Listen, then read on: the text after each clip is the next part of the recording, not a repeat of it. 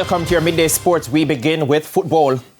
Reggae Boyz head coach Hamir Hallgrimson says the coaching staff will be adopting the approach of playing more friendly matches against Premier League opponents in a bid to broaden the talent pool ahead of the respective engagements for the team. On Wednesday, a locally based squad defeated Premier League outfits Veer United at the Humberland at the Glenmuir High School ground.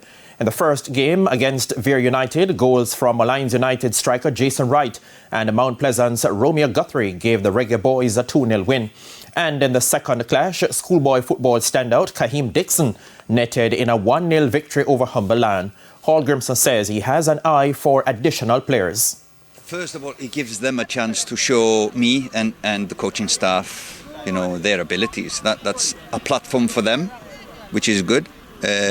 For me to see more of the players in the JPL League. That was always the intention for January and February to do that. So we are investing time to look at these players and give them a chance to show what they can do. And we are going to do more of this. A decision will be made on when the St. Thomas knockout final will be completed after a power outage forced the suspension of the clash on Wednesday night at York Oval.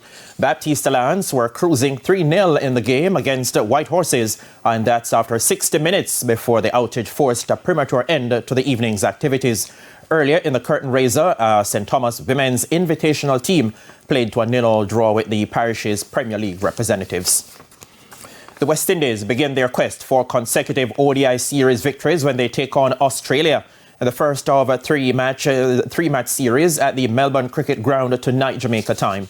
The regional side got the better of England 2-1 in the Caribbean in December and will face a rebuilding Australia, who have only 7 of the players who participated in their World Cup success last year. 8 members of the Caribbean side have played less than 10 ODIs, but Captain Shea Hope is backing the players to continue playing the team's new brand of cricket under his and coach Darren Sammy's leadership.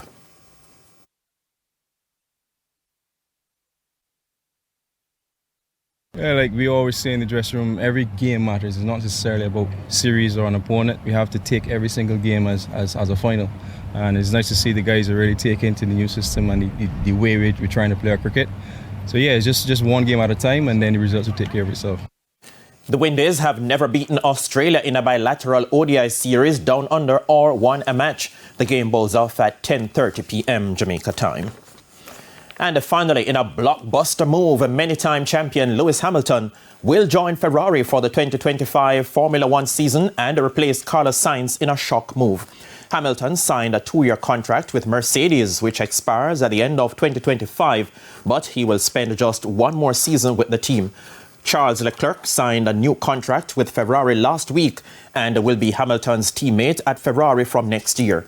Hamilton, a 7-time world champion, is the most successful driver in Formula One history with 103 wins and 104 pole positions. Michael Schumacher is the only other driver with 7 world titles. And that's it for your Midday Sports Report. Shamela, it's back to you. Thank you, Spencer. And that's the Midday News. I'm Shamela Pullen. Join us at 7 for Primetime News.